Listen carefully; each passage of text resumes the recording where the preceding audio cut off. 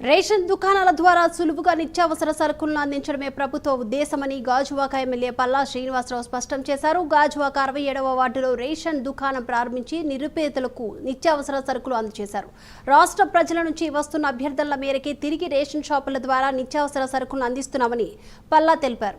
Ration వాహనం ఎప్పుడొస్తుందో తెలియక రోజువారీ పనులు మానుకోవాల్సిన పరిస్థితి ఇక మీదట ఉండదని కూడా తెలిపారు. అలాగే రేషన్ బియ్యం అక్రమ రవాణాను అరికట్టడం ప్రభుత్వం లక్ష్యమని కూడా పల్లా శ్రీనివాసరావు స్పష్టం చేశారు.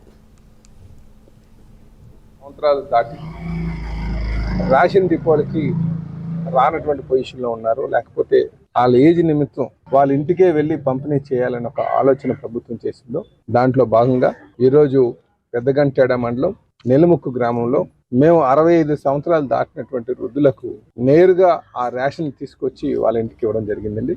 ఏదైతే గత 5 సంవత్సరాలు వైసీపీ ప్రభుత్వం ఉందో వ్యాన్లు పెట్టి ప్రజాధనాన్ని వృధా చేస్తూ డిపోల వద్దే వ్యాన్లు పెట్టుకొని ఒక సమయం అనేది లేకుండా వాళ్ళ ఇష్టానుసారం వచ్చినటువంటి సమయాల్లో పంపిణీ చేసి లబ్ధిదారులకి ఇబ్బంది పెట్టినటువంటి పరిస్థితి, ప్రభుత్వం మీద భారం పడేటువంటి పరిస్థితి, ఆర్థిక భారం సుమారు 800 కోట్ల ఆర్థిక భారం పడేటువంటి పరిస్థితి.